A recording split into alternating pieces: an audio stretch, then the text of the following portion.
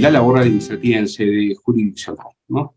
Lo que denominamos como el auxilio de la gestión de casos y audiencias por parte del personal jurisdiccional, ¿ya? Mi lógica, cuando se plantea esta temática, va a ir por dos contextos. Por un lado, entender, digamos, una cuestión mucho más macro de lo que involucra la labor jurisdiccional, donde evidentemente, y como saben ustedes muy bien, la labor trascendental o la función jurisdiccional que cumple el juez resulta siendo el guía de esta función, y de otro lado ya abordar de manera mucho más específica el contexto de las funciones que corresponde a los órganos jurisdiccionales, principalmente vinculados a la labor jurisdiccional, sin perjuicio de mencionar los otros, ciertamente. No voy a, digamos, seguramente por ahí tratar de abordar ambos aspectos en todas sus dimensiones. Sí voy a tratar de establecer cuál es el panorama actual en el contexto del primero, es decir, en el contexto del desarrollo de la labor jurisdiccional, como es que actualmente se debe concebir, y en el ámbito del segundo también vamos a priorizar, digamos, aquellos que están vinculados directamente al cumplimiento de esta función jurisdiccional que conlleva ciertamente la resolución de casos. Esta es más o menos la propuesta de la exposición del día de hoy. Reitero, cualquier consulta, inquietud, crítica que tengan, estoy atento a la cajita del chat. Ya, empecemos. Miren, cuando nosotros hablamos del contexto de la función jurisdiccional, y para traer, digamos, de la perspectiva actual, digamos, comparada incluso, porque esto se viene discutiendo no solamente en el ámbito penal, donde yo soy, digamos, aficionado, especialista, y me dedico por cierto tiempo en la materia, sino también en el área del ámbito laboral. Implementamos una ley procesal que involucra un sistema oral. En el ámbito civil, que duda cabe que esto prontamente se va a terminar de implementar en todos los ámbitos, como está tratando de pasar en el ámbito constitucional, el Código de los Niños y Adolescentes, en todo caso también en el ámbito familiar, etc. Hay que distinguir dos conceptos claves, que esto no es, digamos, una cuestión exclusiva de nosotros, sino que incluso se trae y apareja del sistema anglosajón. El Case Judicial Management y la Court Administration, ¿no? Lo que se conocería también como el Macro Case Management. ¿Esto qué involucra? El Case Judicial Management está involucrado a la gestión del caso, específicamente la gestión de un proceso para su resolución. ¿Ya? Esto, cuando ustedes van a identificar, van a denotar que esto involucra el establecimiento de un determinado paradigma y consecuentemente de algunas metodologías para la resolución del caso. Junto con este concepto del Case Judicial Management está el Macro Case Management o la Court Administration, que involucra la gestión de ese caso, pero no de modo particular, sino la gestión de ese caso de modo general con los otros casos, para verificar que sea, digamos, adecuadamente gestionado en su impulso procesal, adecuadamente gestionado en la implementación de los recursos humanos y materiales para efectos de su resolución, ¿no? Entonces, digamos, si quisiéramos verlo dentro de la perspectiva de las funciones, el primero involucra la existencia de funciones jurisdiccionales exclusivamente, y en el segundo caso involucra la existencia de funciones administrativas, que es básicamente lo que se nos ha pedido exponer esta noche. Nosotros seguimos cursos sobre dirección de audiencias y gestión de casos y de despacho judicial, tanto aquí como en Chile, y desde esa perspectiva más o menos consideramos que esta es, digamos, el estado actual de la gestión en los órganos jurisdiccionales que se implementan en América Latina. De hecho, reitero, no es exclusivo de América Latina, hay algunas situaciones que se aplican en el sistema anglosajón con sus bemoles, igual que en el sistema europeo, pero en esencia es esto lo que está sucediendo en el marco actual, ¿ya? Ahora, cuando nosotros hacemos referencia a estos, digamos, a estos conceptos, hay que entender tres cuestiones fundamentales, o tres ideas fundamentales. En primer lugar, el contexto de la transformación cultural, es decir, todo paradigma y toda concepción vinculada a la gestión de un caso, ya sea de modo particular o individual o de modo general a todo lo que involucra la función jurisdiccional, involucra necesariamente una transformación cultural.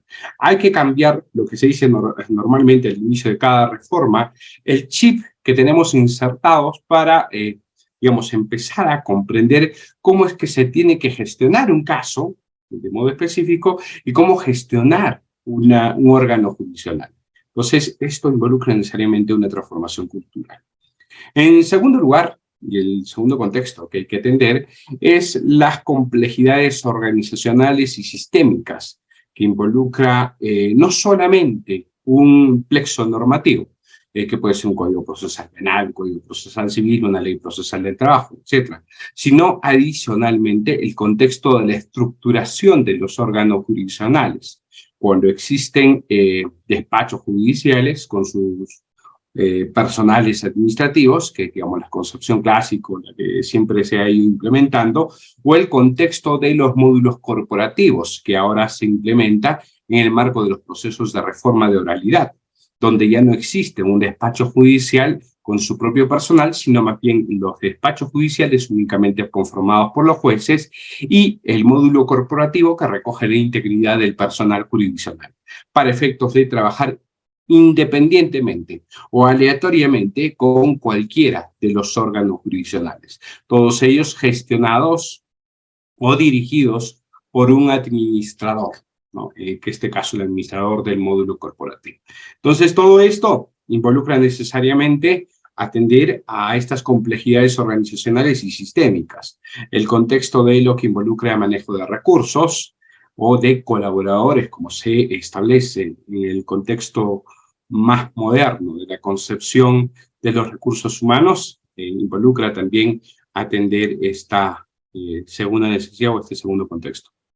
Y en tercer lugar, el contexto del cambio de paradigma y transición del juez imparcial hasta llegar a un juez de audiencias, donde evidentemente el juez debe actuar con esta lógica que nosotros proponemos siempre en los cursos de dirección de audiencia y que duda cabe también tenemos que proponerle en el contexto del desarrollo de la función de jurisdiccionales, es decir, bajo la lógica del Case Judicial Management.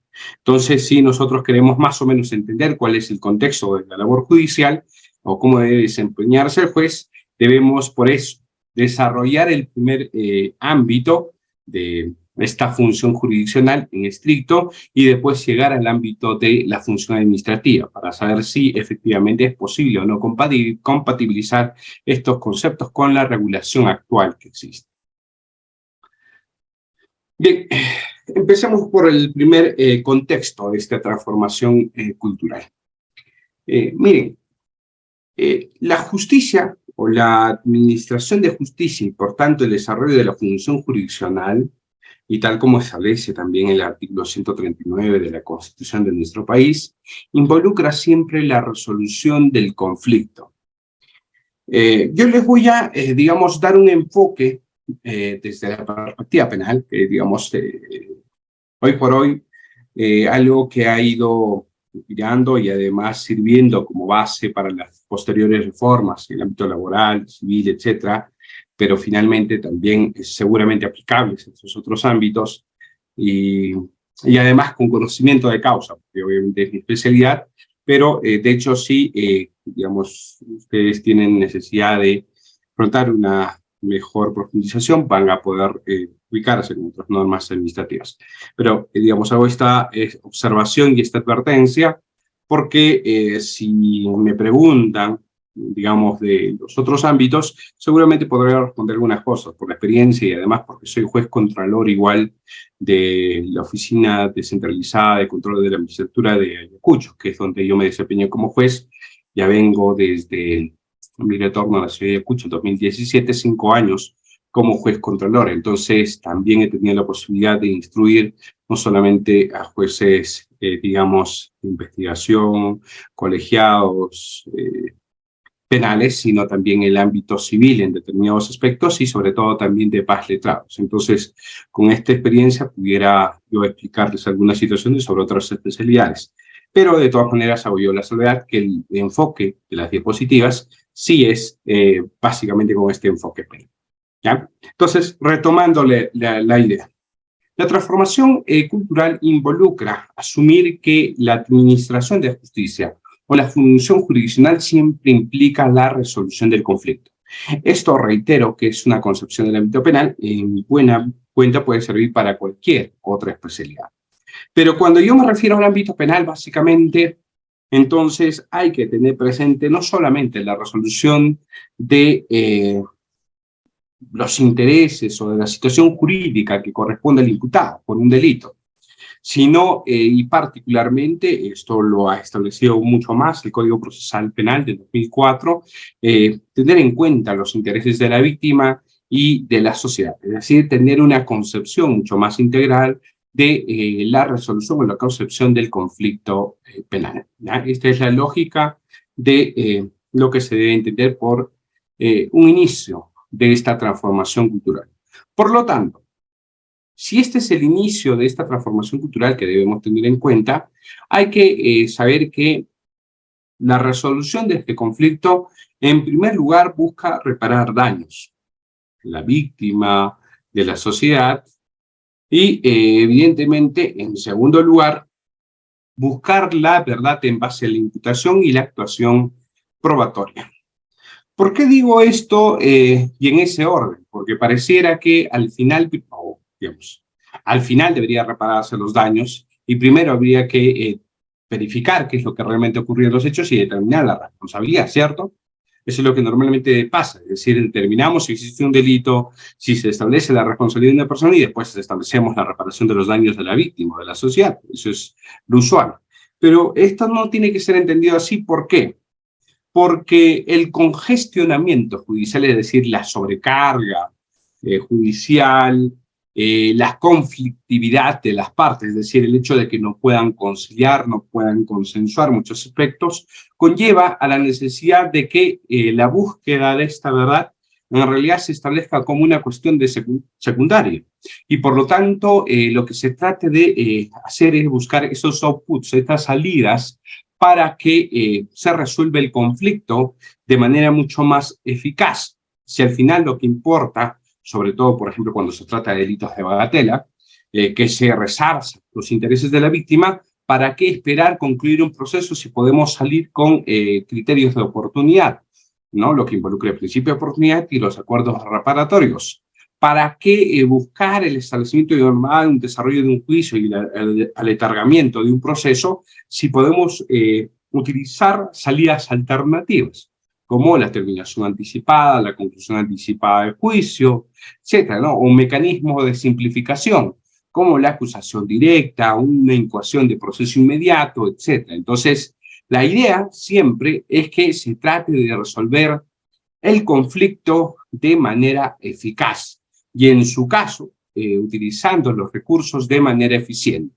¿Para qué? Para lograr satisfacer los intereses de protección hacia las víctimas del delito o la sociedad y después, en su caso, establecer la verdad y la determinación de la pena en el caso de los imputados, ¿no? Entonces, por eso es que yo invierto este enfoque que normalmente involucra el establecimiento o la aplicación de una norma penal.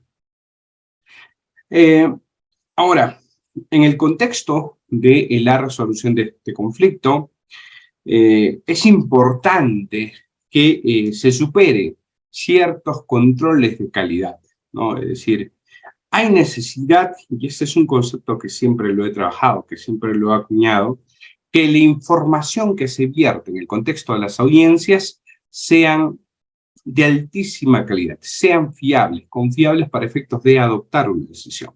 Por lo tanto, involucra también o la instrumentalización de audiencias orales, públicas y contradictorias. La contextualización o transformación cultural en el marco de nuestros procesos tiene que partir por concebir a la audiencia como un instrumento o como una metodología para efectos de adoptar decisiones de calidad. Y entonces esas audiencias tienen que estar revestidas de determinadas cualidades, que sean orales, públicas y contradictorias. Obviamente el contexto de publicidad, que es la que más se relaja cuando existen determinados delitos, digamos, va a tener su reserva. En el contexto de la oralidad y la contradicción, en realidad son dos cuestiones que son innegociables en el contexto del desarrollo de una audiencia, ¿no? Otra situación, digamos, u otra idea que involucra también esta adecuada resolución del conflicto es la clara separación de los roles legales y administrativos. Los roles que involucran en principio a las partes que asisten al conflicto, donde pueden estar, por ejemplo, si se trata de un conflicto penal, un fiscal, un abogado defensor del imputado, el abogado defensor del actor civil, el abogado defensor del tercero civilmente responsable, el abogado defensor de la persona jurídica, en fin. Todas las partes que prevean el proceso. En el caso de un conflicto civil estarán pues los demandantes, los demandados, los consortes, dependiendo del tipo de conflicto. Entonces, en el contexto es que estas partes asuman adecuadamente los roles que les corresponden y el órgano jurisdiccional se encargue básicamente de dirigir el contexto del debate. Podrá utilizar algunas facultades de orden oficioso, de orden de dirección para efectos de resolver adecuadamente este conflicto, en tanto también el interés es buscar ciertamente la verdad, pero lo que no le va a corresponder en el contexto de esta transformación cultural es comportarse como antes se hacía, como un jefe del despacho. ¿No? Ya no el juez no es el jefe del despacho, no es el mandamás, no es el que se encarga de ordenar a cada uno del personal jurisdiccional, y tampoco no es el gestor ya del despacho judicial. No es que el juez tenga que estar verificando si funcionan adecuadamente los equipos de todo el personal jurisdiccional, si tienen los papeles, si tienen los recursos, etcétera, ¿no? Para eso no está, digamos, diseñado la función del juez. Entonces hay que separar adecuadamente los roles legales que se prevén en instrumentos normativos, básicamente hago referencia a los códigos adjetivos, y de las funciones o de los roles administrativos, que precisamente es lo que se nos ha encomendado, ¿ya? Y por último, y esto no menos importante ciertamente, hay que entender que la resolución de conflicto a partir de la función jurisdiccional o la administración de justicia, como parte de cualquier servicio público, tiene que racionalizar el uso de sus recursos para el cumplimiento de sus objetivos. Es decir, vamos, cada hora de despacho judicial le cuesta a los ciudadanos. Por lo tanto, hay que tratar de verificar que los despachos judiciales, en general, o las labores de los auxiliares jurisdiccionales, se usen en el menor tiempo posible, es decir, sean eficientes en el uso de estos recursos. Cada hora de audiencia les cuesta no solamente, digamos, a los ciudadanos como parte de la labor jurisdiccional, sino que ahí también se ve comprometida la labor del Ministerio Público, de la defensa pública, de los peritos que pertenecen a la Policía Nacional, a alguna universidad pública, a alguna entidad de salud, etcétera, ¿no? Entonces, hay un conjunto de recursos que se usan, digamos, en el contexto de la función jurisdiccional o en las funciones ligadas a la labor jurisdiccional que involucran el necesario o la necesaria utilización de recursos. Es decir, si solamente nos referimos a horas hombre, pero si hacemos referencia a los costos adicionales que implica el uso de la tecnología, los sistemas informáticos, los materiales para efectos del desarrollo de esta audiencia, hay un costo todavía mucho mayor, ¿no? Entonces, la idea es que en el contexto de esta transformación cultural se entienda que la administración de justicia y la labor jurisdiccional, como parte de cualquier servicio público, debe optimizar el uso de esos recursos, debe ser eficiente en el uso de esos recursos. ¿Para qué? Para alcanzar, digamos, las respuestas a la resolución del conflicto, es decir, para alcanzar eficazmente la resolución del conflicto. Y aquí también el contexto de que las decisiones sean adecuadamente motivadas para que finalmente, digamos, los contextos de impugnaciones o de revisiones de las decisiones no conlleve a una desnaturalización de los procesos con nulidades, con nuevas audiencias en primera instancia, que lo único que que lo único que hace es alargar la resolución de conflicto e involucrar un mayor uso de los recursos del Estado, ¿no? Entonces, esta es la otra lógica que también debemos tener en cuenta, digamos, otro factor que hay que tener en cuenta en la resolución de conflicto con esta concepción de transformación cultural. Bien, si queremos verlo desde la perspectiva de la administración o de la gestión, esta transformación cultural y que además involucra la atención a estas complejidades organizacionales y sistémicas, involucra, reitero, no solamente la atención al plexo normativo, de carácter adjetivo me refiero, sino involucra además el diseño de procesos. Cada norma y cada implementación de un módulo corporativo involucra el establecimiento de diseños de procesos, luego de procedimientos de actuación. No solamente de los jueces, evidentemente, que eso está mucho más claro por lo que prevé la norma adjetiva, sino sobre todo de la función jurisdiccional, a partir del cual se tiene que dar la instalación de prácticas, es decir, cuáles van a ser las prácticas, las actuaciones que van a realizar determinados órganos de auxilio jurisdiccional, la movilización de roles que corresponden de ejecución, de supervisión, dependiendo quienes se encuentren, y el contexto del entrenamiento, que involucra además la repetición de tareas, la corrección de errores y posteriormente la generación de hábitos, con lo que involucra precisamente esto: valores, emociones, costumbres, habilidades, interpretaciones. Esto no es otra lógica que el diseño estratégico e innovación continua, que se requiere siempre en el contexto de la gestión de los recursos humanos o de los colaboradores de cualquier institución, no solamente privada, sino también en el contexto de carácter público.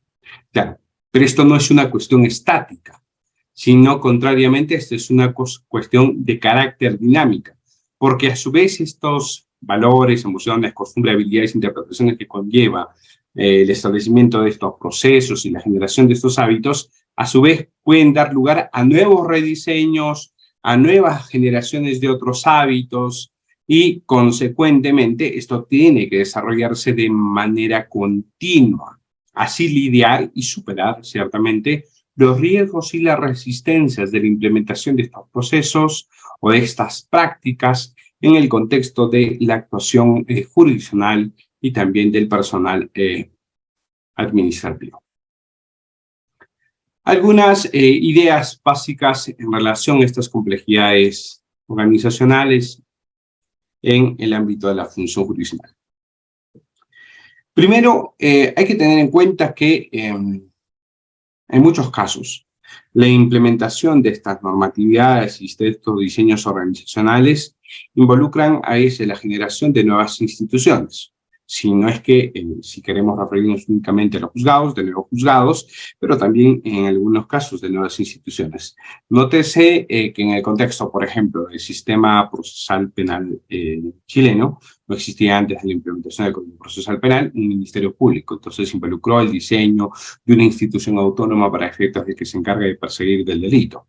Nosotros no tuvimos un cambio tan traumático, pero sí han existido o se han implementado en determinadas instituciones, por ejemplo, un conjunto de órganos auxiliares. Por ejemplo, en el caso de la defensa pública, se dispuso la generación de un cuerpo de peritos que puedan auxiliar a los defensores públicos en el ejercicio del derecho de defensa de los imputados. Y tienen sus propios peritos, sus propios auxiliares, órganos de auxilio, para que puedan realizar pericias de parte, ¿no? Esto, que no es una práctica muy común, debería hacerlo para efectos de optimizar la información de calidad, pero ciertamente esto también involucra la necesidad de estas labores de coordinación de parte del Poder Judicial y, que duda cabe, del personal jurisdiccional con las otras instituciones, porque claro, no es que se convoque únicamente la audiencia al fiscal, al abogado defensor y al imputado. Hay que convocar, por ejemplo, a la audiencia a los peritos. Hay que convocar a la audiencia a los testigos que pertenecen a las instituciones. Entonces, hay que estar al tanto de cómo es que se han creado estas nuevas instituciones, cómo es que se organizan estas otras instituciones para efectos de atender estas complejidades organizacionales en el marco de la gestión de los procesos. En otros casos, hay que atender, digamos, ciertos resabios y también rezagos de la coexistencia propia de los sistemas procesales. Sobre todo entiendo yo que ustedes que se encuentran en la mayoría, no siempre es así, porque en Udeapolis sé que existen, digamos, estudiantes de todo el país, pero sí he verificado que hay una gran cantidad de estudiantes de la ciudad de Lima, ¿no?, que están implementando el modelo procesal, y en esta perspectiva no solamente están los modelos procesales propios o tramitados bajo el Código Procesal Penal de 2004, sino incluso todavía están los procesos de liquidación del Código de Procedimientos de 1939 o más conocido como de 1940, ¿no? Entonces, en esta lógica de coexistencia de dos sistemas procesales, donde hay jueces que todavía seguramente que actúan como si se trataran de jefe de despachos, la transición de esta complejidad organizacional, donde el juez que teníamos todo el poder de manejo, de dar permisos, siquiera el personal jurisdiccional, de disponer o controlar qué es lo que hacían, etcétera, a no tener ningún control, porque sencillamente el marco del módulo corporativo ya no tienen ningún tipo de control ni supervisión, entonces involucra necesariamente la necesidad de tender a esta complejidad organizacional para cambiar o transformarnos culturalmente. Otra de las cosas también que hay que entender en este contexto de complejidades es la existencia de nuevas organizaciones y gestiones de los procesos. Se estructura, y reitero, las nuevas normatividades adjetivas se estructuran la dirección de los procesos básicamente en base a las audiencias. Las audiencias se constituyen así en el núcleo de la resolución del proceso para efectos de la resolución del conflicto. Es la parte principal que engloba. Es más, cuando se desarrollan todos los actos procesales, se entiende que están dirigidos a viabilizar el desarrollo de una audiencia. Y a partir de aquí debe existir una nueva organización para la gestión de los procesos. Porque claro, mientras antes los despachos judiciales incluían únicamente una secretaría, donde estaba el secretario, el técnico judicial encargado de efectuar las comunicaciones y el asistente judicial encargado de efectuar las costuras, foliaturas, de poner los escritos en los expedientes. Ahora no es así. Ahora, digamos, si bien hay un especialista de causas que atiende al impulso del proceso, también existe un ámbito de la asistencia en audiencia, que esta resulta siendo trascendental con el área de comunicaciones. De hecho, el éxito de la gestión adecuada de un proceso y de los procesos en general, básicamente depende, en muchos de los casos, del adecuado cumplimiento de las funciones, ya no únicamente del área de secretaría, lo que involucraría los especialistas de causa, sino sobre todo del área de comunicaciones, ¿no? Del área de comunicaciones. Y en esta perspectiva, entonces, hay que atender a esas nuevas formas de organización y gestión de los procesos. También involucra, digamos, bajo esta lógica, el establecimiento de nuevos roles y prácticas. De hecho, el Poder Judicial cada año convoca a concursos sobre buenas prácticas, que no solamente involucra la labor judicial, sino la labor de los auxiliares jurisdiccionales, de tal manera que puedan establecerse prácticas que permitan utilizar, reitero, de manera más óptima los recursos que se proveen al Poder Judicial. Entonces, estas soluciones, que a veces son tan sencillas como, digamos, implementar en el sistema integrado judicial una notificación automática de las audiencias a partir de su agendamiento en todos aquellos que tengan domicilios, por ejemplo, de carácter electrónico, son, digamos, vitales para efectos de optimizar el uso de los recursos humanos. Ya no se genera cédula por cada sujeto procesal como antes así. Yo me he desempeñado un tiempo como asistente judicial y en ese momento, digamos, el sistema integrado judicial o el sistema informático judicial era tan básico que para efectos de notificaciones se tenía que generar cédulas físicas, pero para generar esas cédulas se ingresaba información por cada sujeto procesal. Ahora no. Ahora se genera la audiencia en el sistema informático judicial, se ingresan los datos de la audiencia, fecha, hora, y por defecto, como ya todas las partes están integrados en el sistema informático, una vez agendada la audiencia, se dispone de la comunicación automática a todos aquellos que tengan sus domicilios electrónicos en el marco de un proceso judicial. Claro, y esto necesariamente es la implementación de nuevos roles y prácticas en el marco de los procesos. Hay que tener también capacidad para generar relaciones entre instituciones. El ámbito de las comunicaciones o las habilidades de comunicaciones resulta siendo importante para efectos de saber no solamente los canales de comunicación internos que existen a través de las instituciones, sino también los canales de comunicación externos. Es importante tener ahí una buena relación institucional y una agenda y los datos adecuados para efectos de notificar órganos de prueba, para notificar a sujetos procesales y así puedan concurrir a las audiencias y evitar la tan temida frustración de audiencias, que suele ser un grave problema en la administración de justicia, porque, reitero, como se dispone de una hora hombre para efectos de desarrollo de una audiencia, esto involucra un costo ya. ¿Se realiza o no se realiza la audiencia? Por haberse dispuesto esta agenda judicial ya para una, digamos, actividad o un acto procesal concreto, ya se está invirtiendo en esta audiencia. Si se realiza la audiencia, se cumple con el cometido, es decir, la inversión tiene un fruto en la emisión de una resolución judicial o en la resolución de ese conflicto en esa audiencia específica. Pero si se frustra la audiencia, todos esos recursos que se han invertido en esa audiencia resultan siendo en vano, porque evidentemente hay un gasto necesario en los recursos del Estado. Entonces hay que atender adecuadamente a esta generación de las relaciones entre instituciones. Y también hay que establecer exigencias para los organismos colaboradores.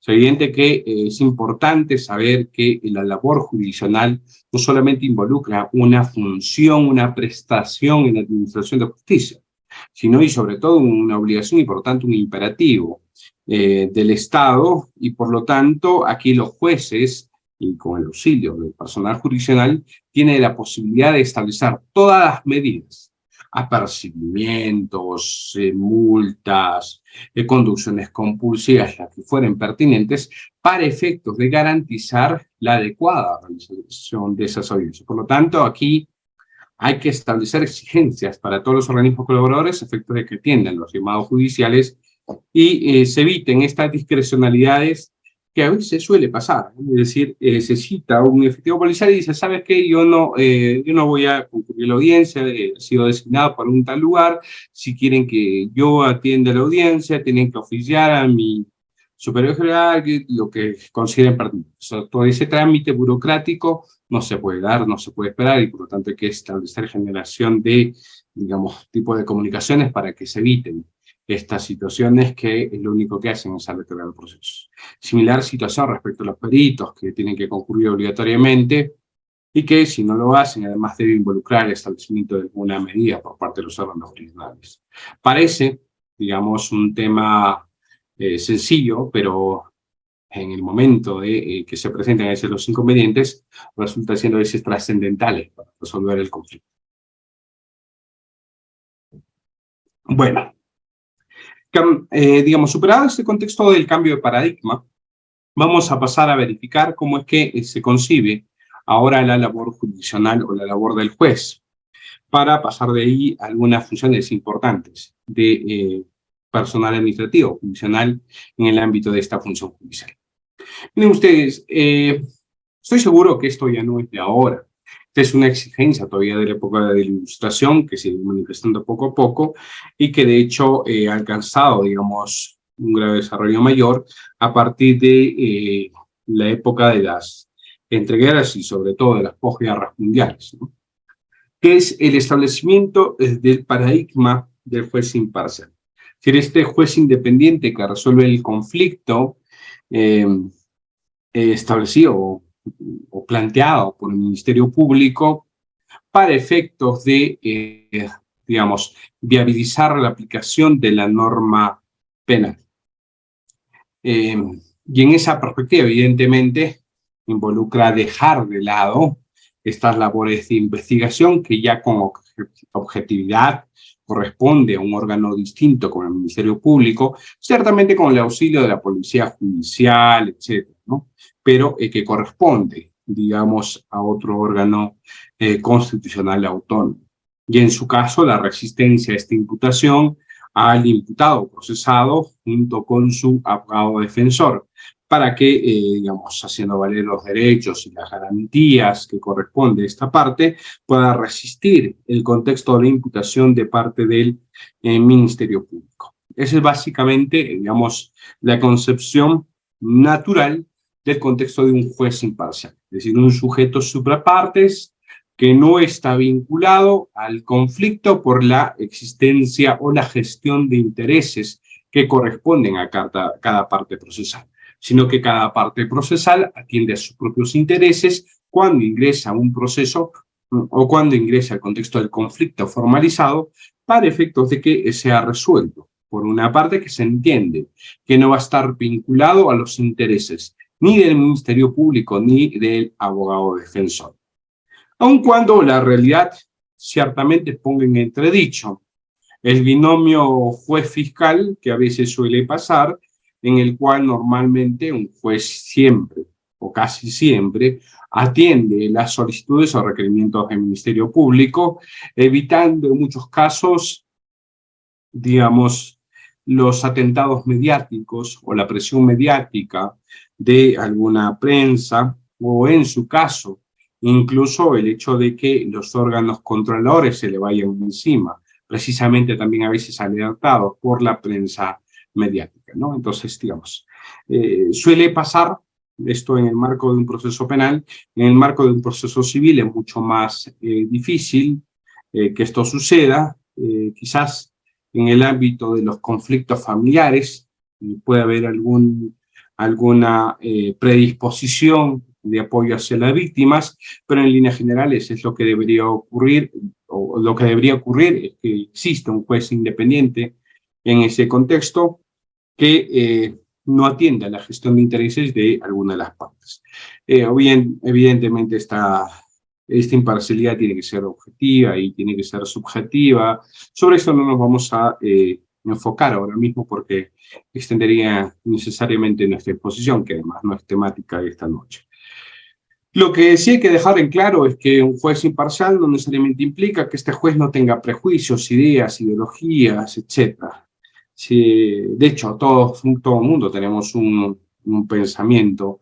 Ahora mismo, en el conflicto sociopolítico que enfrenta nuestro país, yo veo que cada juez, tenemos grupos de jueces, cada juez tiene su propia postura personal, pero la idea es que cuando uno ingresa en la resolución de conflictos se olvide, se saque la vestimenta de esos prejuicios que se tienen, de esas ideas o ideologías que se puedan tener sobre estas situaciones y se resuelve el conflicto realmente conforme corresponde. Es decir, que no se gestione ningún interés que corresponde a las partes, no sobreponerse a las funciones de las partes, no gestionar estos intereses, sino contrariamente funcionar como el tercero imparcial para efectos de la resolución del conflicto. Y aún así existen ciertos rezagos de un sistema mixto que en realidad involucrarían poner en cuestión esta labor de juez imparcial. Yo se los voy a dejar ahí con las diapositivas, como siempre pasamos en la organización, para que ustedes vean cuáles podrían ser estas normas. No vamos a extendernos sobre este aspecto. Pasamos al segundo paradigma en el contexto de la concepción de la labor jurisdiccional. El segundo paradigma, y que es que, digamos, el cual se implementa a partir de esta oralización, sobre todo de los sistemas procesales, está involucrado el paradigma de juez de audiencia. De hecho, en el ámbito penal, que reitero lo que yo voy citando esta noche para efectos de esta exposición, tomando como base la resolución administrativa 14-2017 del Consejo Ejecutivo del Poder Judicial, donde se aprueba el nuevo reglamento de los despachos judiciales penales, se establece, digamos, como una cuestión paradigmática en el artículo 4, la división o especialización de las funciones.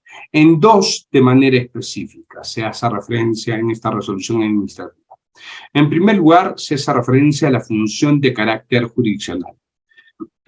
Una función jurisdiccional que está a cargo estrictamente de los jueces, sean estos de investigación preparatoria, sean estos de juzgamiento, sean estos pertenecientes a la sala penal de apelaciones, y por qué no decirlo, que sé que el elemento soslaya esto, de la Corte Suprema, denominando a esta primera función o a este primer ámbito como el área jurisdiccional. Y se establece que el principal propósito de esta área jurisdiccional, es decir, de esta área estrictamente vinculada a la resolución de los conflictos, es básicamente a resolver con independencia e imparcialidad las pretensiones contenidas en requerimientos y o solicitudes presentadas por los sujetos procesales. ¿Qué duda cabe? Que este es el núcleo esencial de la función jurisdiccional, ¿no? Por lo tanto, en esta línea se establece que son los jueces quienes se encargan de desarrollar esta función o esta actividad. En el ámbito de esta misma resolución se establece que la función administrativa ya no está a cargo de los jueces, sino está a cargo y bajo la supervisión de la administración o del administrador del Código Procesal Penal, denominada así: área de apoyo a la función judicial. Por eso es que en nuestra exposición establecemos el auxilio de la función judicial, ¿no? Se señala que aquí está integrada el soporte integral del área jurisdiccional que privilegia, para efectos de la resolución de este conflicto, la oralidad a través, evidentemente, de la realización de las audiencias, con miras a un sistema de gestión de calidad y mejora continua del servicio de justicia. Noten ustedes que el propósito de la norma del Consejo, emitida por el Consejo Ejecutivo del Poder Judicial, recoge lo que nosotros hemos esbozado como un contexto de transformación cultural y de atención a estas complejidades organizacionales y sistémicas, ¿no? Un sistema de gestión de calidad y mejora continua del servicio de justicia. Es el propósito de esta área de apoyo a la función jurisdiccional.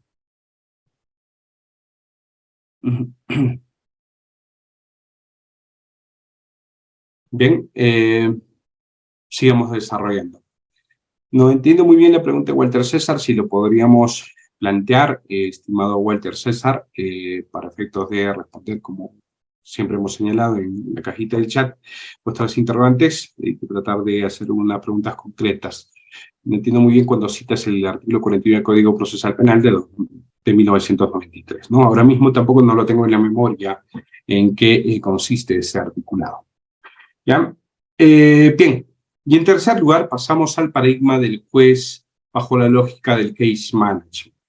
¿Ya? Esto que es, digamos, el contexto del establecimiento de una adecuada dirección de audiencias que va a involucrar distinguir esta función estrictamente jurisdiccional de la función administrativa. Es decir, hay que tener claro cómo es que se cumple adecuadamente con esta función en estricto jurisdiccional, que es la que persigue esta resolución del Consejo Ejecutivo del Poder Judicial, de la función de apoyo a la función jurisdiccional, o lo que de otra manera podamos llamarlo, la función administrativa jurisdiccional, ¿ya?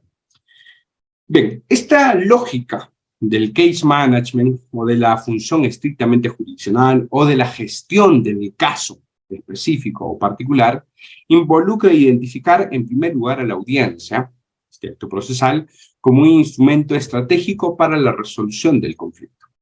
Ciertamente aquí hay que tener un enfoque bastante flexible. No hay que burocratizar los procesos penales. El procedimiento no tiene que burocratizarse. Por lo tanto, esta función jurisdiccional establece que esta audiencia es un instrumento simplemente estratégico. Si se desarrolla adecuadamente y permite concentrar en el menor acto posible, digamos, con la mayor celeridad posible la resolución del conflicto, lo hacemos. No hay por qué burocratizar estas audiencias.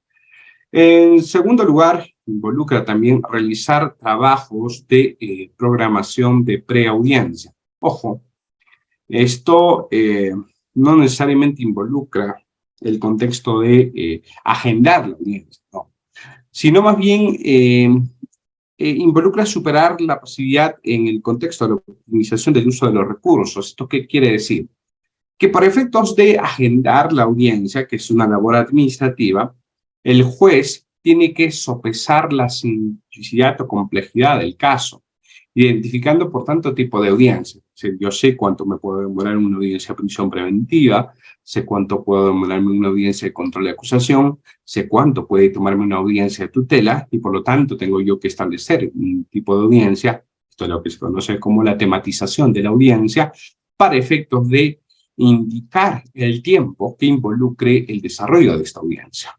Entonces, aquí también hay que considerar, aparte de este tipo de audiencia, entonces, otros factores que pueden sopesar en su desarrollo, tipo de delito, el número de partes, la calidad de las partes, el comportamiento usual de las partes, porque ya de hecho se conoce y se sabe qué tipo de partes normalmente complejizan la resolución del conflicto, para que la temática de la audiencia y en su contexto la resolución o demora del mismo sea bastante efectiva, es decir, involucre un desarrollo eficiente de los recursos.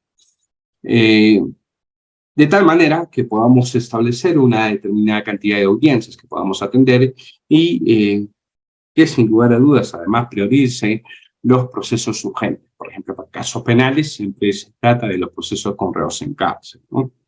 En otros casos se tratan, por ejemplo, digamos, haciendo referencia a los procesos seguramente civiles, las medidas cautelares, eventualmente los procesos de atención urgente, como de alimentos, de menores, de adultos mayores, etc. Entonces va a depender de la caracterización de las audiencias que nosotros establezcamos en relación a su necesidad de atención urgente. Ahora, ciertamente esto es, primero, identificar la audiencia como instrumento estratégico.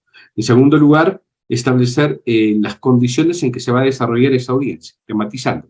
En tercer lugar, ya ingresando al propio análisis del conflicto, identificando la teoría del caso, es decir, estos hechos que son planteados por las partes o los intereses que surgen a partir de estos casos para efectos de resolver el conflicto. Evidentemente, siempre partiendo de la causa petendi o del pedido concreto que planteen las partes, y así evitar nulidad. Hay que evitar estos defectos en la motivación que involucren un vicio o un déficit en la congruencia de lo que se resuelve, ¿no? No podemos ni pronunciarnos ni infrapetita ni extrapetita en relación a las pretensiones que se establecen por las partes. En cuarto lugar, identificando, ya una vez que se conoce la pretensión, el planteamiento del caso que tiene cada sujeto procesal, los hechos de ese caso como elemento esencial del conflicto, del caso y del conflicto por resolver. Ciertamente aquí hay que disgregar entonces los hechos a partir de escenas para verificar qué parte de este conflicto reviste de esta trama conflictiva, es decir, que requiere ser resuelta, y qué parte de esto en realidad no ostenta un trama conflictivo, ¿no?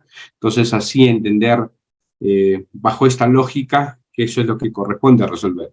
¿Por qué? Porque las partes al final se pueden equivocar en la invocación de los dispositivos legales, ¿no?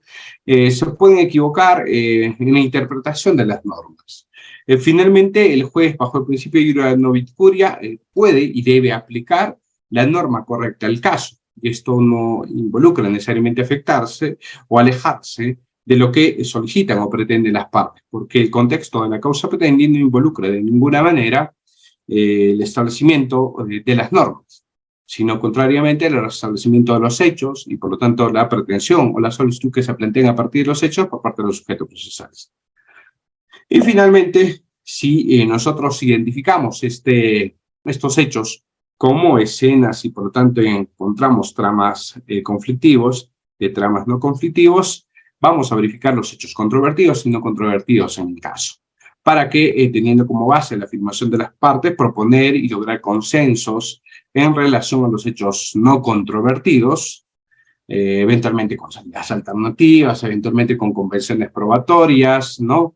Y en el caso de los hechos controvertidos, saneando ese conflicto y estableciendo la actividad probatoria para resolver ese contexto del conflicto, ¿no? Esto, digamos, es un tema que ya se venía haciendo bastante en el contexto del proceso del Código Procesal Civil, en el ámbito del Código Procesal Penal de 2004, recién lo venimos haciendo, a partir de este instrumento normativo, pero es importante. Claro, en el Código de Procedimientos Penales también se ha ido implementando, pero ya esto fue a partir del 2011, con el decreto legislativo 1249, si mal no recuerdo, donde se ha establecido la audiencia de formulación de cargos. Curiosamente no existe en el marco del Código Procesal Penal, ¿no? Pero en fin, es un tema que necesariamente también hay que atender. Esta es la lógica de el Case Judicial Management. Ahora, si esta es la lógica de este paradigma, el Case Judicial Management, hay que tener en cuenta que hay un determinado procedimiento para efectos de desarrollo de las audiencias con este paradigma. En primer lugar, lo que hay que hacer es desagregar el debate en tantos puntos o temas como sean necesarios, para que el juez, cumpliendo una función pedagógica y dando pautas claras a las partes, establezca, digamos, qué puntos van a ser debatidos y así también facilitar, ojo, la labor de revisión de las salas de apelaciones. Un ejemplo particular de esto lo ha señalado y lo ha establecido en la casación C-2013 a Moquegua. Si ustedes saben muy bien, en esta casación se han establecido 5 temáticas para la discusión de la prisión preventiva y es evidente que esto ha conllevado a digregar los debates de prisión preventiva en ese sentido. Entonces, esta lógica hay que tenerlo siempre presente, porque es, digamos, parte del procedimiento de aplicar esta metodología de Case Judicial Management. En segundo lugar, si ya establecimos las temáticas de discusión, hay que delimitar y generar el debate sobre los hechos controvertidos de modo efectivo y eficiente. Es decir, puede haber que en el marco de esta temática de la prisión preventiva, y a veces suele pasaba cuando yo me desempeñaba como juez de investigación preparatoria, se le preguntaba a las partes, ¿van a discutir realmente la existencia del delito? Y las partes decían, no, normalmente no vamos a discutir. De hecho, en algunos casos incluso no se discutía la vinculación del imputado. Lo que se discutía y se ponía en entredicho era si existía o no riesgo procesal en ese caso. Entonces se llegaba a determinados consensos, se convenía con la actividad probatoria, los elementos probatorios que planteaba la Fiscalía y no se profundizaba en el debate, llegando a estos mini juicios que existían en el marco de las prisiones preventivas, ¿no? Entonces se evitaba ese desgaste innecesario de esfuerzo en esos aspectos porque sencillamente no se discutía. Y únicamente se controlaba la intervención de las partes de modo pertinente en estos hechos controvertidos. ¿Para qué? Digamos, con estas altas dosis de iniciativa, innovación judicial en la dirección de las audiencias, se planteen soluciones o buenas prácticas, ¿no? Para que se utilicen adecuadamente los recursos, se eviten actos repetitivos, y así se decía al fiscal, en el caso del peligro procesal, por ejemplo, si existe derecho controvertido, y se le decía, bueno, ¿qué actividad probatoria ha propuesto para determinar que existe o no ese peligro procesal? Muchas veces digamos, lo vital y lo esencial en las prisiones preventivas son, digamos, la existencia de peligro procesal, pero muchas veces en estos casos la única justificación para la fiscalía era su propia argumentación, es decir, bueno, el imputado no ha acreditado su arraigo, por lo tanto existe un peligro procesal. Bueno, hay una gravedad de la pena y por lo tanto existe riesgo procesal, ¿no? Cuando la lógica es más bien que el fiscal, como titular a descarga de la prueba, evidentemente incorpore toda esa información para determinar o no la existencia de este peligro procesal, ¿no? Entonces, esto es importante, pero esto únicamente va a ocurrir si nosotros establecemos la temática de una audiencia, si establecemos cuáles son realmente los hechos controvertidos y a partir de ahí controlamos, y este es el tercer paso de este procedimiento, controlamos que la información ingresada en esta audiencia por prueba directa o indirecta para efectos de dilucidar estos hechos controvertidos sea de altísima calidad. Y sobre esto precisamente el acuerdo plenario 1/2019, por ejemplo, si queremos seguir haciendo referencia a la prisión preventiva, hace referencia a que no pueden basarse en conjeturas, en meras sospechas, etcétera, sino que a datos ciertos que hayan sido acreditados en el marco del requerimiento fiscal. Entonces, si esta es la lógica, evidentemente el procedimiento tiene que seguir estos tres pasos, ¿no? Y si logramos esto, finalmente, la metodología o este paradigma del case management va a permitir, por un lado, la resolución de los hechos, atendiendo al conflicto planteado por las partes. Es decir, vamos a saber realmente qué hechos resolver y vamos a resolver los hechos que han sido puestos en conocimiento del órgano jurisdiccional. En segundo lugar, vamos a determinar cuándo este hecho, entonces, si sabemos que los hechos son materia de resolución y que los hechos tienen que resolverse, cuándo un hecho está bien descrito o cuándo un hecho requiere una aclaración. Un importante problema en todo proceso penal lo ha establecido, digamos, la jurisprudencia constitucional, la jurisprudencia ordinaria, en torno a la imputación concreta necesaria. Algo que no es propio del sistema procesal penal implementado con el Código del 2004, sino que ya existía antes con el Código de Procedimientos Penales. Entonces, si esta problemática, digamos, se plantea, es porque precisamente no solamente las partes, y sobre todo el Ministerio Público, no han tenido la audacia de plantear adecuadamente sus hechos, sino que precisamente tampoco ha existido en la función jurisdiccional un adecuado control de cómo se venían planteando los hechos y cómo precisamente se abordaba en el contexto del desarrollo de las audiencias, ¿no? Y esta lógica, evidentemente, del case management o case judicial management va a permitir o permite superar este tipo de situaciones. En tercer lugar, es importante también porque permite utilizar adecuadamente los componentes de la teoría del caso, digamos, teoría jurídica, condiciones de verificabilidad, las proposiciones fácticas, y hemos señalado que la importancia de los hechos, y la teoría probatoria, las condiciones de verificación. Porque evidentemente, si no se presenta en todos los contextos de una teoría del caso, el conflicto planteado ante el órgano jurisdiccional, en realidad, carecería de sentido. Si se plantea una prisión preventiva por un hecho que no constituye delito, es decir, las condiciones de verificabilidad, sencillamente no tenemos lugar a una posibilidad de dictar una prisión preventiva. Entonces, este conflicto carece de sentido y, contrariamente, debería involucrar a que el juez, por un desgaste innecesario de los recursos, disponga de la remisión de copias de la Fiscalía o de la función o de la actividad desarrollada por la Fiscalía a su órgano de control, porque no está ejerciendo adecuadamente su función. En cambio, si ya se supera este control de verificabilidad y nos enfocamos únicamente en los hechos y la teoría probatoria, que son las condiciones de verificación para la resolución de conflicto, se estimará solamente si existe un adecuado estándar en la acreditación, por ejemplo, si se trata de esta prisión preventiva o una audiencia de prisión preventiva, de el cumplimiento de los requisitos, sobre todo de peligro procesal, si no, simplemente se descarta, ¿no? Y esto es importante, sobre todo en el ámbito de conflicto penal, pero esto también es aplicable en otras audiencias. En cuarto lugar, es importante también porque nos permite construir una resolución del caso simple, lógica, creíble, convincente, persuasiva, autosuficiente y flexible. Noten ustedes que en la actualidad es importante para la resolución de un conflicto el test de la superposición, ¿no? Es decir, verificar las hipótesis planteadas por las partes en sus pretensiones y a partir de ahí el juez decantarse por algunas de ellas precisamente en virtud de la información fiable que surge en el contexto del debate.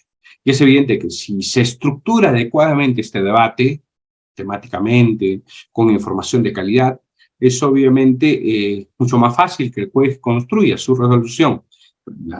Lógica, estructurada, simple, así persuadir adecuadamente no solamente a quienes concurren al conflicto, sino adicionalmente incluso a los tribunales de alzada, de tal manera que cuando estos puedan enjuiciar la resolución judicial, porque ustedes saben muy bien que la apelación es el juicio del juicio realizado por el juez, entonces también puedan denotar esta fortaleza en los argumentos, en la motivación desarrollada por esta decisión judicial, que recoge, reitero, la información que se plantea en el conflicto. En quinto lugar, es importante también porque distingue las audiencias contradictorias de las audiencias de la homologación. Aquellas que no requieren debate, aquellas que realmente no presentan mayor conflictividad y que involucran, contrariamente, resoluciones, digamos, expeditivas por parte del órgano jurisdiccional. Y, sin lugar a dudas, es importante también porque va a permitir legitimar la actuación judicial. Esto que es una cuestión bastante venida menos, digamos, por los propios méritos de lo que involucra una conflictividad, porque ciertamente cuando las partes ingresan en conflicto, la parte desfavorecida con el pronunciamiento judicial tiende siempre a cuestionar la resolución judicial. Son pocos los casos, digamos, en los que no se cuestionan las decisiones judiciales. Siempre se suele cuestionar o se trata de cuestionar las decisiones judiciales. Básicamente por un tema de gustos, porque sencillamente no estoy conforme con la resolución del conflicto, por más ajustada de hecho que se encuentre. Quiero saber siempre si existe alguna posibilidad de que se resuelva el conflicto en mi favor. Pero en segundo lugar, porque pese a esto, la función judicial todavía tiene déficits en el contexto de su administración. O sea, los cánones de legitimidad propias de la resolución del conflicto suelen estar contaminados por esta presión mediática, por estos, a veces, intereses sociopolíticos, ideológicos, en general, por intereses subalternos, que necesariamente no deben asistir a un proceso judicial, ¿no? Entonces, y en tercer lugar, porque qué duda cabe, pese a que nos pese, existe de todas maneras ámbitos de corrupción que salen a la luz y se generalizan los cuestionamientos que se realizan a la labor jurisdiccional, de tal manera que ya no solamente, por ejemplo, si se trata del caso de los cuellos blancos, no solamente son los cuellos blancos los corruptos, sino en general todos los integrantes del Poder Judicial son jueces corruptos, ¿no? Entonces estos son, digamos, bases que digamos, otorgan estos cuestionamientos de legitimidad al Poder Judicial. Pero si nosotros viabilizamos la audiencia pública, contradictorias, con participación ciudadana y además estructuramos estas audiencias de tal manera que se permite una adecuada resolución de conflicto, con versiones simples y de tal manera que las partes puedan cuestionar las funciones de las partes, entonces podríamos legitimar en cierto modo esta función jurisdiccional. Y esto es lo que corresponde o se puede lograr a partir de esta metodología del Case Judicial Management. Nicanor, esto evidentemente no es una exposición de prisión preventiva, pero lo que mencionas en realidad pareciera, desde la información que arrojas en tu pregunta, que no puede sostener una prisión preventiva. La declaración de los efectivos policiales por sí mismos difícilmente podría lograr una prisión preventiva. Y yo dudo mucho que un caso pueda recoger únicamente declaración de efectivos policiales. Seguramente hay actas, hay pruebas preconstituidas de la intervención, porque eso suele pasar en intervención flagrancia, ¿no? Si el efectivo policial interviene en una persona cuando está en pleno acto delictivo, si bien puede estar la víctima del delito, si se trata de una afectación directa, o puede que no, porque por ejemplo si se trata de un hurto en casa habitada, pero los ocupantes no se encuentran en ese momento, y los encuentran cuando están escalando la pared para escaparse con los bienes sustraídos, entonces seguramente aquí no hay un testigo. En horas de la noche o de la madrugada no habrá testigo alguno. Si hay cámara, en buena hora, seguramente podrá quedar registrado, pero si no, simplemente van a estar los efectivos policiales que de pronto realizan su ronda de patrulla y los únicos que han podido presenciar son ellos, testigos directos del hecho, que además han intervenido en flagrancia por su propia función. Claro, reitero, no solamente va a estar la declaración de los efectivos policiales, seguramente irá acompañada de las actas. que son irreproducibles y que seguramente se habrán desarrollado conforme a la norma procesal y que tienen la calidad de prueba preconstituida. Entonces, en ese contexto, seguramente sí podría darse un contexto de suficiencia, tal como me lo plantea. Aparentemente no, pero habría que ver el caso concreto.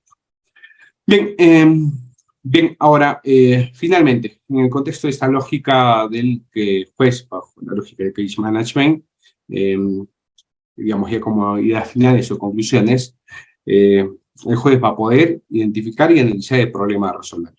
En segundo lugar, va a solicitar a las partes propuestas de solución a este problema identificado y, sobre todo, la información de calidad tendiente a alcanzar esta resolución.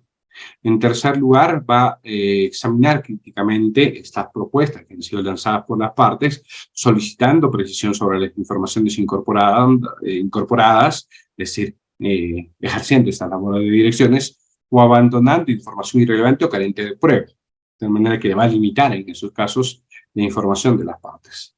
Y en cuarto lugar, resolviendo el problema planteado en audiencia, considerando evidentemente todos los componentes de este conflicto y todos los elementos de este conflicto para resolver, digamos, respondiendo a cada uno de los argumentos de las partes, a favor y en contra. Reitero, el test de superposición que resulta siendo trascendental en la resolución del conflicto. De tal manera que va a haber un abandono de esta concepción formal del juez imparcial, es decir, el juez tranquilito que se queda ahí quietecito mientras todas las partes intervienen, lo que no involucra una adecuada resolución del conflicto, sino va a haber un juez gestor del caso, en el sentido que va a requerir toda la información necesaria para resolver el caso. No va a gestionar intereses, pero sí va a gestionar su caso. Al juez le interesa resolver ese conflicto y, por lo tanto, requiere obtener información para resolver ese conflicto. Y aquí, evidentemente, también va a existir un abandono de la concepción del juez pasivo de audiencias, porque no solamente se trata de una concepción formal, sino de juez pasivo en el ámbito de las audiencias, para, digamos, arribar a un juez más bien proactivo en el desarrollo de estas audiencias. Va a haber ciertamente cuestiones problemáticas en torno a la valoración de la prueba, sobre todo si existe la posibilidad de actuar prueba de oficio, por ejemplo, plantear, como pasa en los casos penales, estas preguntas aclaratorias tendientes a aclarar la información introducida por las partes, ¿no? Ciertamente se va a tratar de evitar esta problemática de régimen de indemnidades, ya sea por defectos procesales de saneamiento, convalidaciones procesales, o un entendimiento inadecuado del principio de legalidad procesal o subordinación legal, es decir, no solamente nos tenemos que ajustar a la norma, sino en general a la necesidad de resolución de conflicto, ¿no? Y por último, llegar al abandono del expediente judicial para la resolución de conflicto penal. El expediente judicial, si bien es cierto, puede soportar la información, no se introduce automáticamente en la audiencia, tiene que ser introducida por las partes, ¿no? Y desde esa lógica, toda información que sea útil para resolver conflictos se producirá en audiencia, no así contenida en el expediente, ¿no? Ya sean actas, etc. Claro, hay otras lógicas que pueden acompañar y esto es materia de un continuo desarrollo de esta actividad jurisdiccional. ¿Ya? Esto es, digamos, la comprensión de la función jurisdiccional. Ahora vamos a ver cómo es entonces que se engarza, se complementa con la labor del auxiliar jurisdiccional. Y entramos ya de lleno con esto que nosotros venimos a exponer por encargo de Udiápolis, digamos, para complementar esta exposición final.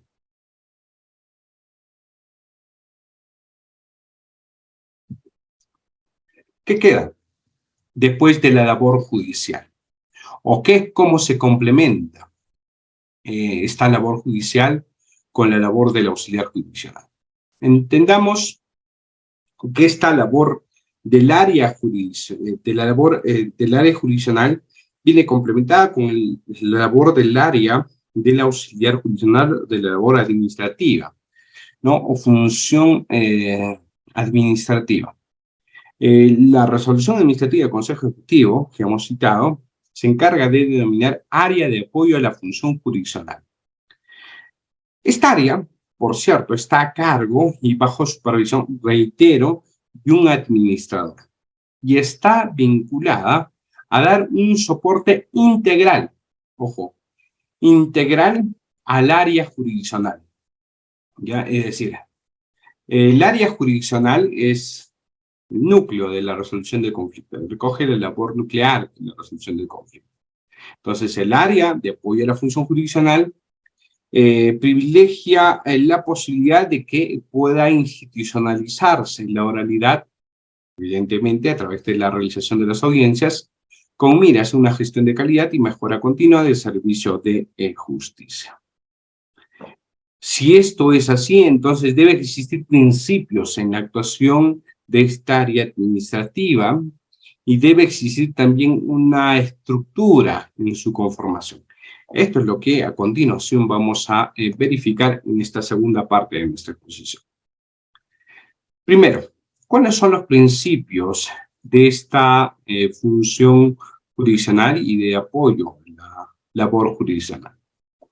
En primer lugar, y esto es lógico que si ya hemos hablado, que la administración de justicia es una prestación de servicio, tiene que existir una atención de calidad. La calidad está vinculada no solamente con la emisión de decisiones motivadas por parte de los órganos jurisdiccionales, sino que debe involucrar cada esfera de la actuación del Poder Judicial, desde la atención al público, con recibir los escritos, permitirle la revisión de los expedientes, hasta el alcance de la respuesta de los órganos jurisdiccionales, con la notificación de las decisiones de los decretos, de los autos, de las sentencias, que en estos casos se brinde en plazos razonables, es decir, de modo oportunos y con respuestas razonables. En segundo lugar, segundo principio, está la división de funciones.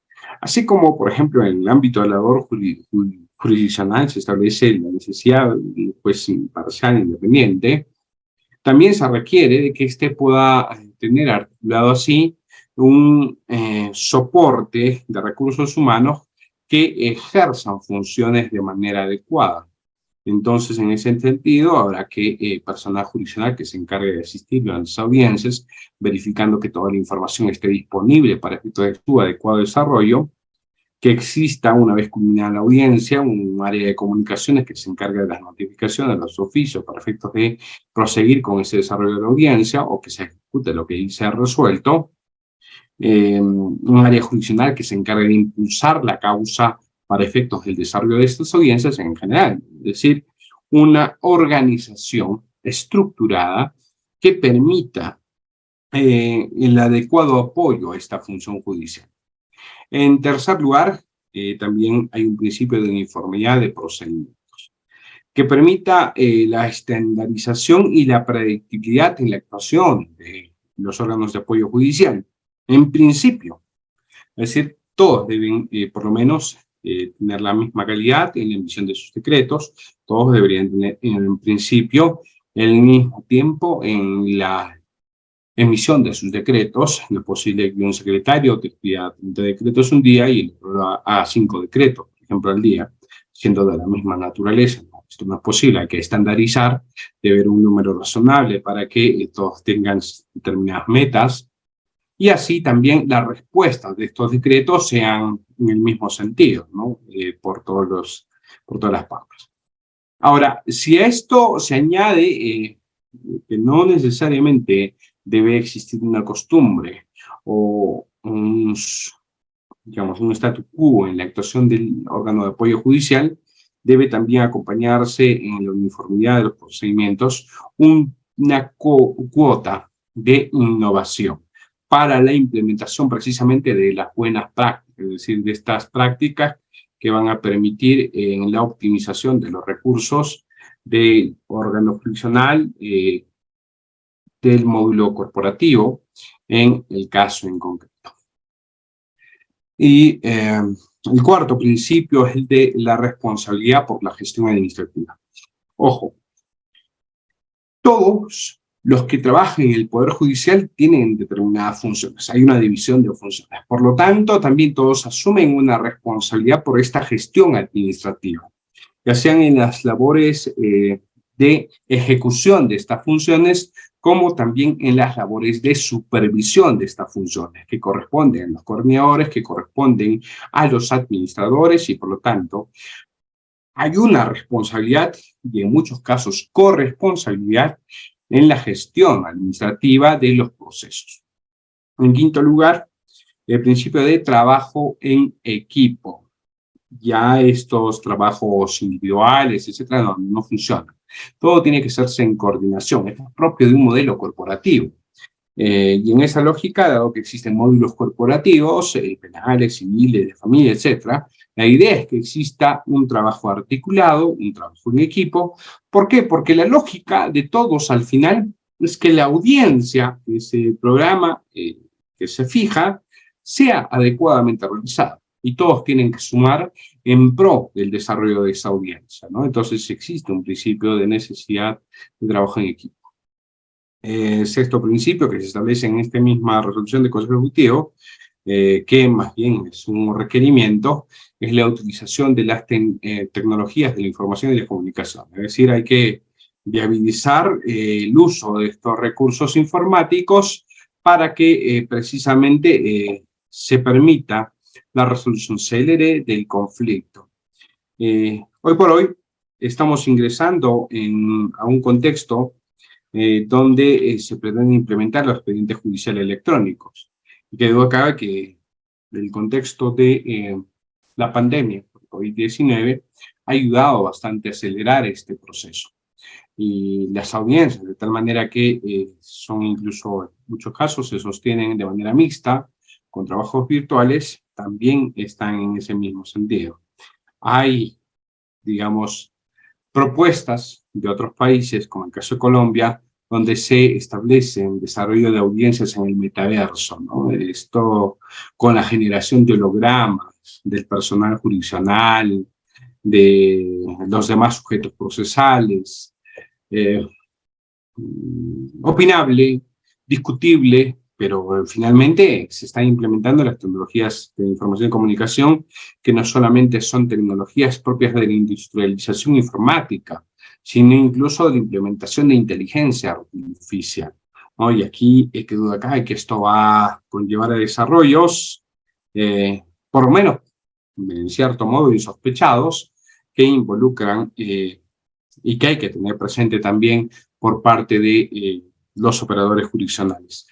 Ya quedó de lado esos tiempos donde los, digamos, auxiliares jurisdiccionales debían estar desvinculados, desligados de estos desarrollos tecnológicos. No cabe, a estas alturas de la vida no cabe apartarse de esos aspectos. Cada vez se van implementando más herramientas y hay que estar al tanto de esto. Otro principio es el de la flexibilidad de los procedimientos. Hay que tratar de ser mucho más flexibles, no burocratizar los procesos.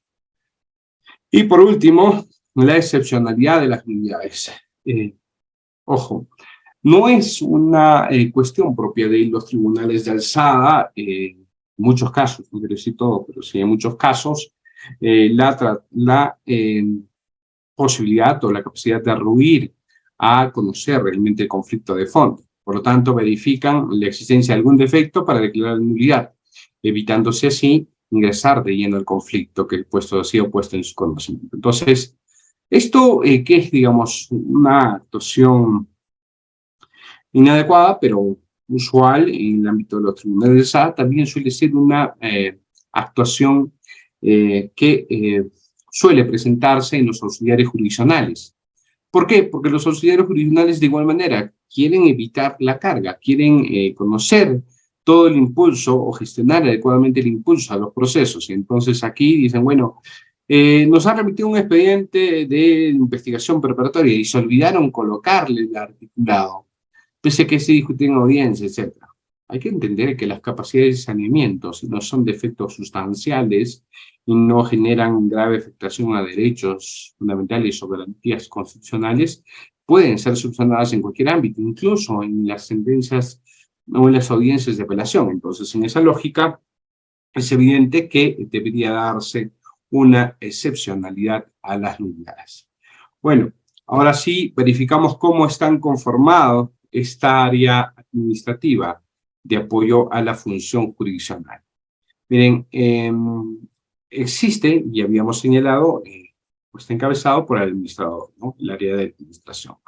Junto a esta área de administración hay unidades que es de causas jurisdiccionales, lo que equivale a las secretarías de antes, que está conformada normalmente por especialistas de causa y los asistentes judiciales, todos los que generan las comunicaciones. También las unidades de realización de las audiencias, todos aquellos que se encargan de asistir a las audiencias. En ambos casos, la unidad de causas jurisdiccionales y la unidad de realización de audiencias tienen coordinadores.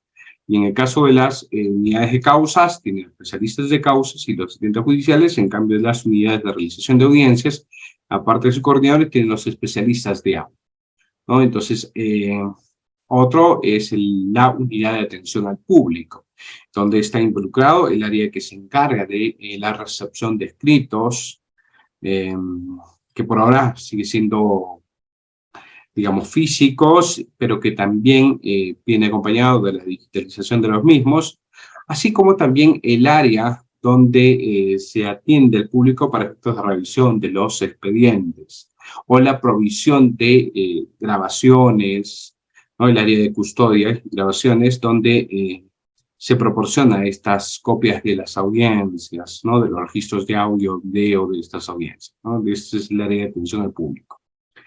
Las unidades de comunicaciones que involucran o son los encargados, usualmente conocidos como notificadores, son los encargados de llevar las comunicaciones por los diversos medios a sus destinatarios.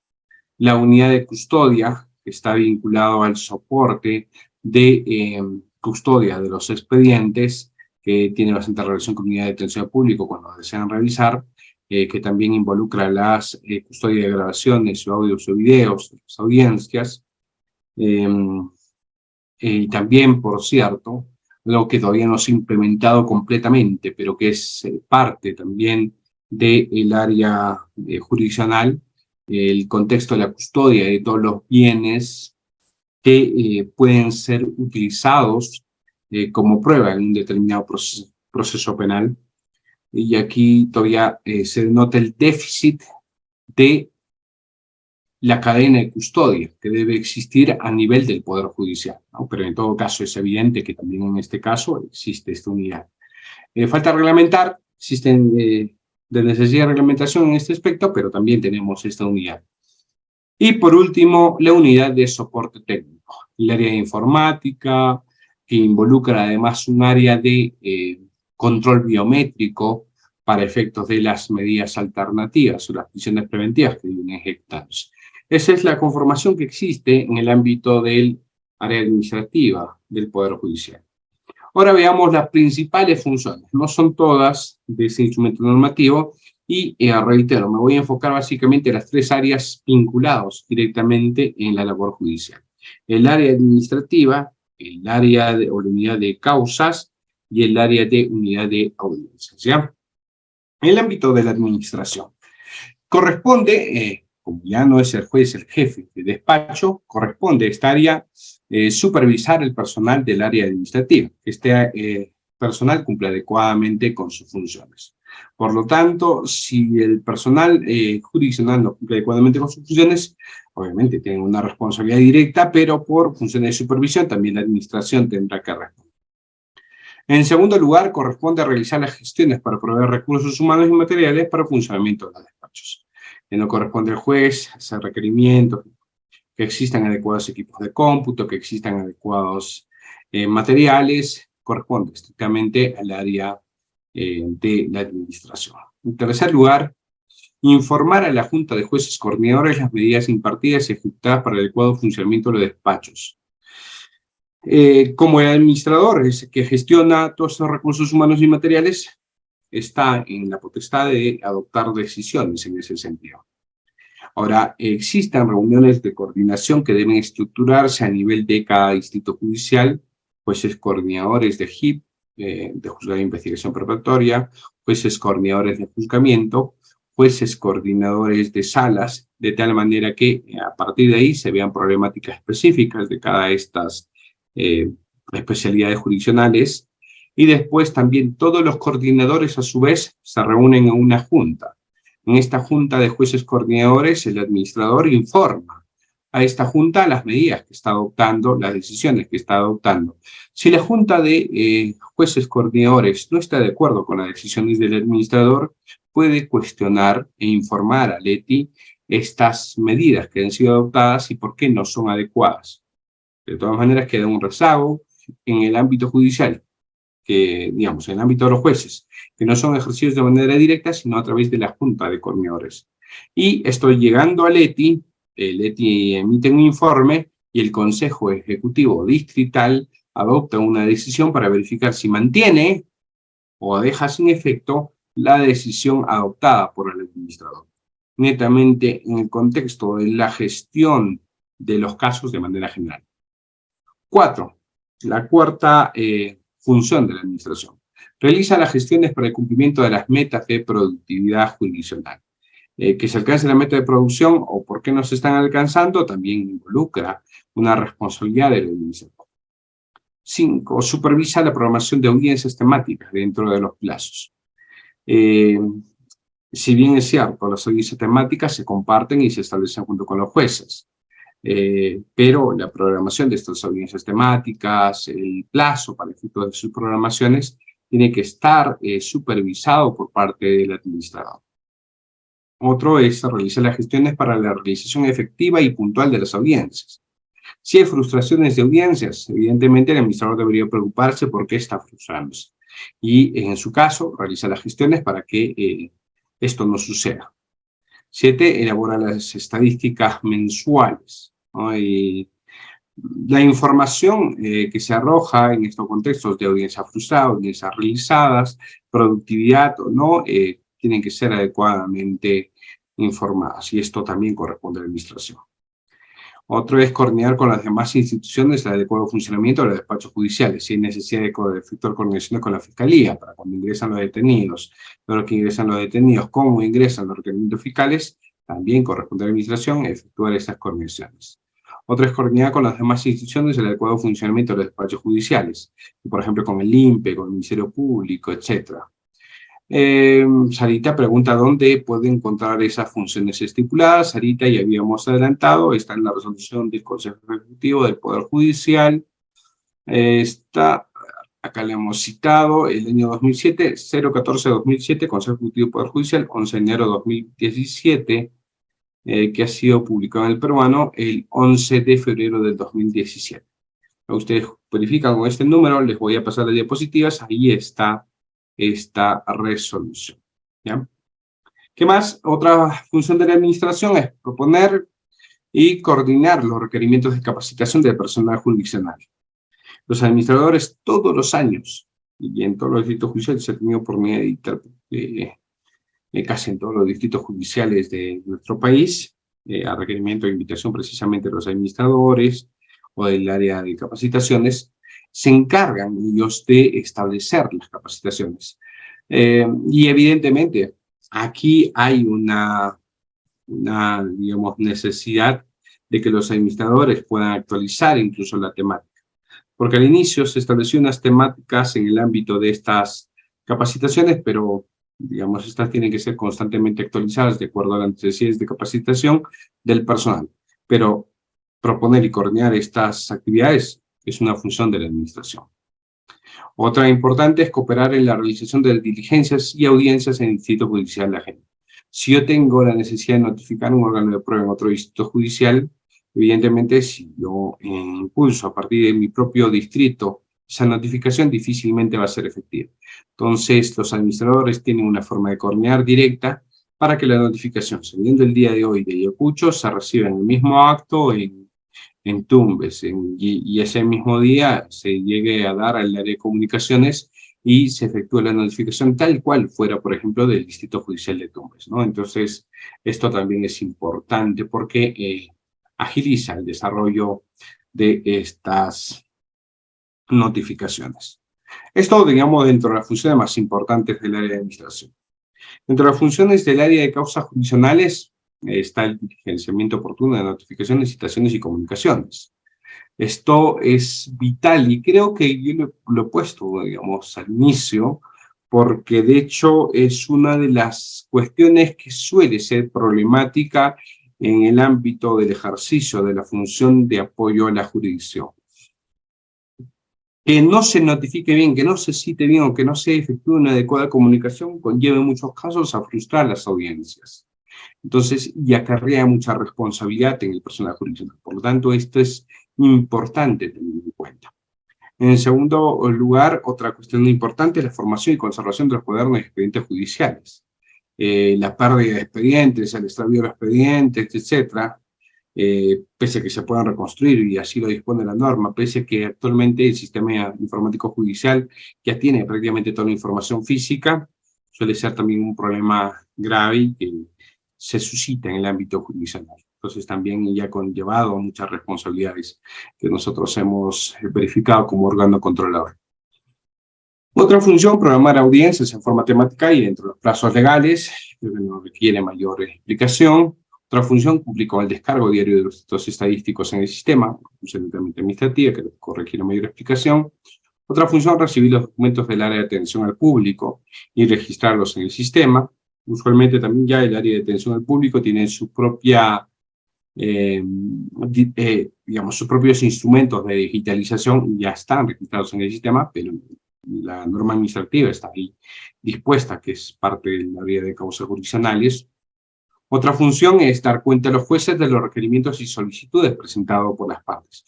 Ojo, aquí hay que tener en cuenta algo. Si bien al auxiliar jurisdiccional le corresponde proyectar, y vamos a verificar que la función es proyectar los autos o los decretos que no requieran la realización de audiencias o previas o traslado de las partes, ¿ya?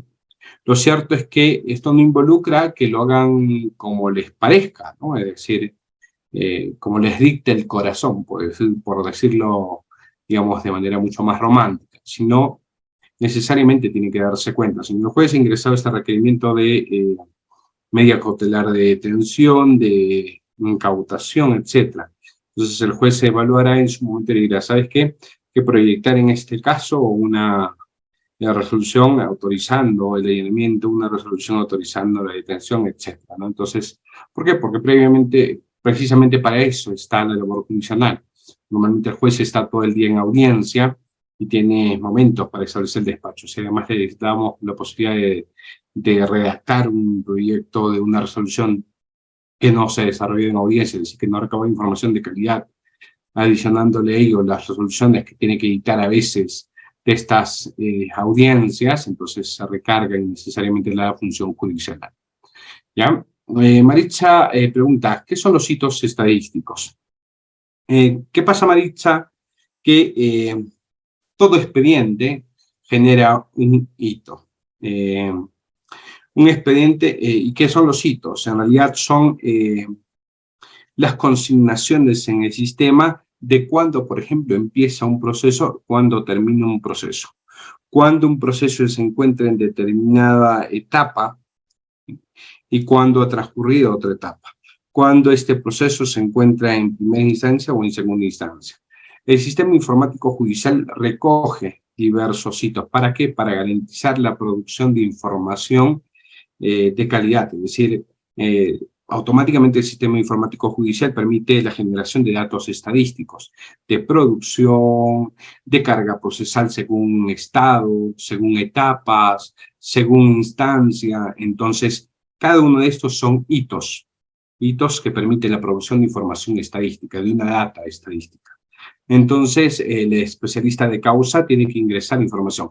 El juez ha expedido la sentencia. Muy bien, descargamos la sentencia en el sistema informático judicial y además marcamos el hito de que ya existe una producción en este caso. Pero además que se ha dado por concluido de la instancia. Entonces, ya se genera esa conclusión del proceso. Y no se va a dar más trámite, en todo caso el trámite va a ser menor. Entonces, eso es básicamente los hitos estadísticos. Maritza, gracias por la pregunta.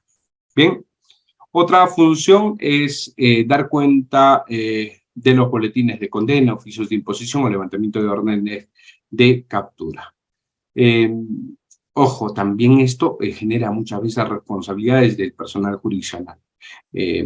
es importante, es importantísimo, porque en muchos casos incluso se ha vinculado la omisión de estas órdenes de captura con, digamos, casos de corrupción de la función de apoyo jurisdiccional. Entonces, es importante tener en cuenta esto. ¿Ya? Otra función, proyectar autos que no requieren ya habíamos adelantado. Otra función, elaborar y firmar los decretos de citación de audiencia y demás actos de impulso procesal. Existe ciertamente, como lo señala el Código Procesal Civil, también esto es aplicable para el Código Procesal Penal, que los especialistas de causa pueden emitir directamente y firmar y suscribir los decretos de mero trámite. Existe la posibilidad en el sistema informático judicial que el juez autorice, que el especialista de causa expida esta resolución y lo firma automáticamente. Y en esos casos tiene que ser en todo caso con mucha responsabilidad. ¿Por qué? Porque evidentemente como firma solo, sin supervisión del juez, tiene que tener adecuadamente, si está recogiendo bien información en ese proyecto o en esa decisión, si se ha convocado o fijado la fecha dentro del término razonable, si dentro del plazo y eventualmente atendiendo, por ejemplo, si se tiene que notificar fuera de en otro distrito judicial, también atendiendo ese plazo, para efectos de evitar frustraciones, ¿no? Entonces, involucra ciertamente mucha responsabilidad esta delegación de funciones por parte del juez hacia el especialista de causa. Otra función es cumplir con los pasos legales en todos los actos procesales. Otra función, calificar y entregar copias de piezas procesales a las partes solicitantes. Los especialistas de causa suelen ser los fedatarios judiciales. Otra función es ejecutar lo resuelto en autos y sentencia en sus propios términos. El juez, cuando decide algo en el auto o en la sentencia, corresponde al especialista de causa ejecutar, ¿no? Si se dispone de conducción compulsiva, pasa al especialista de causa, facciona con el asistente judicial los oficios de ubicación y captura para efectos de dirigirlos a la policía conforme corresponde. Entonces, en sus propios términos, dependiendo de lo que se haya resuelto. Otra función es actuar en las diligencias fuera de despacho por mandato judicial, o por ejemplo, popularmente, por ejemplo, para efectos de los desalojos, para efectos de notificación personal, etcétera, ¿no? Otra función, verificar las causales de impedimento de los jueces y comunicarse con el coordinador para el llamamiento de otro juez. Ya los jueces en audiencia no tienen que estar verificando si están impedidos o no de conocer una causa. Habrá situaciones excepcionales, pero ya esto tiene que evitarse. Los especialistas de causa reciben el expediente, verifican que un juez ya conoció o está impedido por algunas causales que establece el Código Procesal Penal. Dicen, ¿sabe qué? Este juez está impedido, señor coordinador, designamos otro juez. Y en ese caso se designa inmediatamente. Otra función es remitir al especialista de audio el cuaderno de expediente judicial, previa verificación de foliación, diligenciamiento de notificaciones, citaciones y comunicaciones, escritos pendientes de resolver, en un plazo no menor de 24 horas, salvo cuestiones urgentes e inaplazables, ¿no? Ya depende mucho de la coordinación que se realiza en determinado distrito judicial para cumplir adecuadamente con esta función. Por último, guardar el secreto en todos los asuntos de su cargo. No puede divulgarse la información que tiene, digamos, privilegiada un auxiliar judicial es, digamos, en muchos casos no solamente es delicada, sino que puede involucrar además uso indebido de esa información. Entonces, en esos contextos también hay una obligación de guardar el secreto. Ahora, que esto se cumpla o no, ustedes verán que las noticias salen muchas veces las decisiones judiciales, los escritos, se divulgan, etc. Sí, pues se suele filtrar mucha información y no solamente en el Poder Judicial, sino en la Fiscalía sobre varios contextos. Lamentablemente, ciertamente, porque se verifica que están incumpliendo su función. Y en algunos casos, pese a que se incumple la función, a veces es loable, porque son cuestiones que de alguna u otra manera permiten conocer o enterarse el público de este tipo de informaciones. Habría que atender en estos casos, en todo caso, con reserva. Debería existir canales institucionales, y de hecho los canales institucionales también funcionan en ese aspecto, para efectos de divulgar este tipo de información. Y así no comprometer a los especialistas de causa. Pasamos, por último, como hemos señalado, al área de realización de audiencias. ¿Cuáles son funciones importantes? realizar el descargo de las actas, audios y videos en el sistema informático judicial. El sistema informático judicial recoge toda la información que se introduce por las partes, pero también la que genera el propio Poder Judicial. De resoluciones, todo está en el sistema informático. Si el hito de producción se produjo por una resolución dictada en audiencia, entonces también corresponde al especialista de audio descargar esos hitos estadísticos en el sistema informático judicial. Otra función es conservar el adecuado funcionamiento de los equipos informáticos de grabación y reproducción de audio y video, reportándolo cuando tengan fallas. Esto ha ido cambiando. Han habido algunos equipos sofisticados en el Poder Judicial que ha costado implementarlos. A raíz de la pandemia, sin embargo, con la implementación de las salas Meet, con el aplicativo de Google, y por lo tanto el manejo de un sistema corporativo pagado, con información que se almacena en la nube, ha conllevado a dejar inoperativos muchos de estos equipos, no se suelen utilizar ya. Lo mismo que conllevan a estos Polycoms, que se ha comprado bastante también el Poder Judicial y que también ya se están dejando sin uso. Entonces, digamos, esto ya ha venido relegándose en cierto modo. Pero igual, así sea de la computadora que se le asigna, es importante que los especialistas de audio también tengan como función verificar este adecuado funcionamiento. Si se va a proyectar un DVD, etcétera, tendría que viabilizar o verificar la implementación de estos equipos en el contexto de desarrollo de las audiencias. Otra función es identificar a las partes y órganos de prueba presentes en la sala de audiencia.